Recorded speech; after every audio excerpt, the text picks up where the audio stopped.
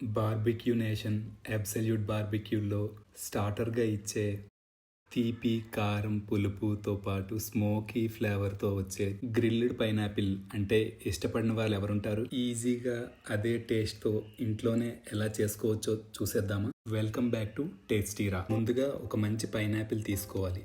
అది ఎక్కువగా పండి ఉండకూడదు, అలా అని పచ్చిగా ఉండకూడదు.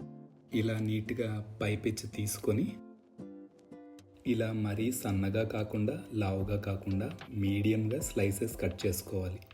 నచ్చిన షేప్లో చేసుకోవచ్చు. నేనైతే కొన్ని సర్కిల్ షేప్లో, ఇంకొన్ని నిలువుగా ముక్కలుగా కట్ చేస్తున్నాను.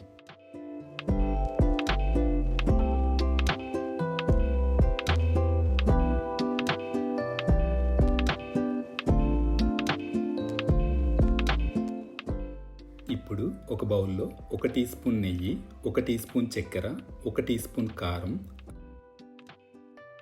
అర టీ స్పూన్ మిరియాల పొడి, 1 టీ స్పూన్ ఉప్పు, అర టీ స్పూన్ జీలకర్ర పొడి, అర టీ స్పూన్ ఆమ్చూర్ పౌడర్, అర టీ స్పూన్ చాట్ మసాలా, పావు టీ స్పూన్ దాల్చిన చెక్క పొడి వేసి అన్నీ బాగా కలిసేలా కలుపుకోవాలి.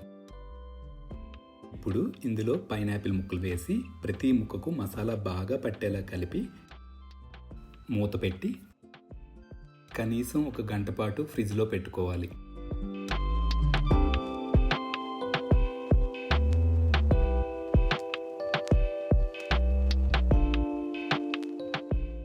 ఎయిర్ ఫ్రైయర్లో 140 డిగ్రీ సెంటీగ్రేడ్ 10 నుంచి 12 నిమిషాలు పెట్టుకోవాలి.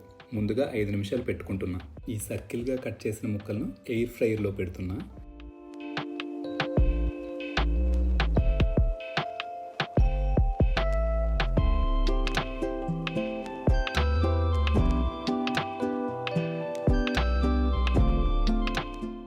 ఒక ప్యాన్లో 2 టేబుల్ స్పూన్ల ఘీ లేదా బటర్ వేసుకోవాలి.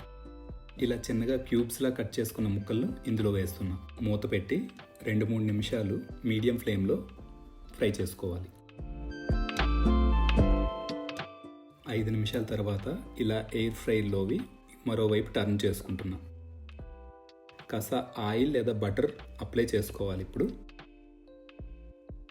ప్యాన్లోనివి కూడా 2-3 నిమిషాలకు ఒకసారి పక్కకు తిప్పుతూ అన్ని వైపులా ఫ్రై అయ్యేలా చేసుకోవాలి.